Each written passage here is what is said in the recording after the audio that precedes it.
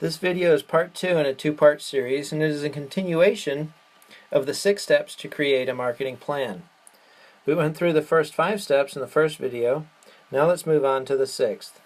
Step 6 is to establish a unique marketing mix. A marketing mix is that conglomeration of activities aimed at influencing the target market. In your text, Prather states that there are 5 P's of marketing. There's product or service, price, place, promotion, and passion. So let's take a closer look at each of these.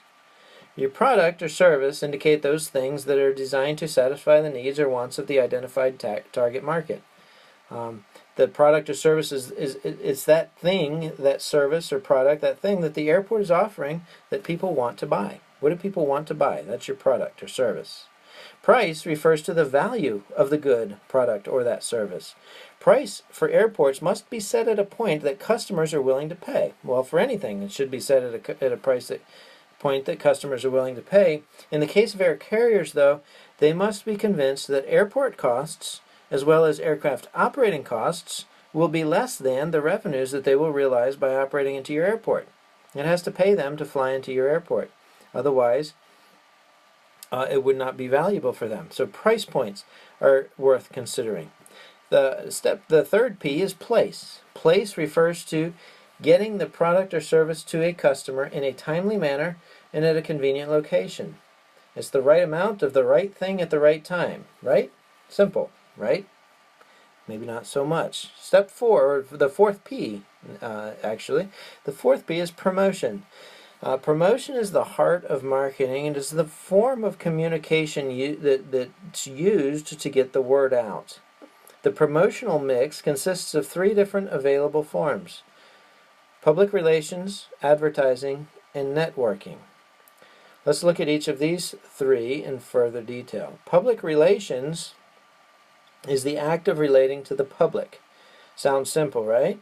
What airport managers may not know is that public relations is not a passive activity. The community already has an opinion of the airport, whether you have told them about the airport or not. Engaging in public relations allows the airport manager to get in front of public opinion and positively influence that opinion. Within public relations includes relationship with the media. 2 different forms of press information are available to airports. Press kit is a package that is prepared for the media, letting them know about a product or service that the airport is engaging in. A press kit may be prepared for new airline service to Los Angeles 3 days a week, for example. A press release is prepared for the media to bring them in on a particular matter. For example, the airport hires a new director of operations or director of maintenance. The manager may issue a press release. Like community relations, media relations can work for the airport or against the airport.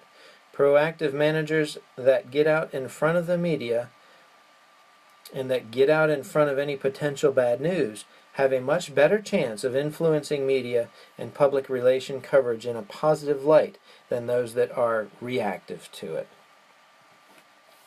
Advertising, the second element of promotion, is generally designed, paid for, and placed by the sponsor. Signs, billboards, radio, TV, and internet advertisements are all the common sorts that you're familiar with. Airport managers can use internet and technology to their advantage. Networking, the third and final element of promotion, refers to building contacts and relationships. This is the least methodical, but perhaps one of the most important points in this section. Airport managers that can build relationships across the community, that can build relationships across metropolitan government, Rotary clubs, volunteer organizations, etc., they can build the connections necessary for successful airport promotional campaigns. So, back to the 5 P's. The last of the 5 P's is passion. Passion is intangible but quite important. Ensure that you are passionate about your product and service, and make sure those representing you are too. With the end in mind, a successful marketing plan will have these 5 characteristics. The plan will seek to understand and meet the needs of the customers. The marketing plan will be unique and stand out among competitors. A good marketing plan is easily communicated, doesn't need a lot of explanation, but is simple, clear, and straightforward. It's motivating and flexible, focused on specific markets, but still should allow for course corrections as necessary. So there you have the 6 steps to creating a marketing plan.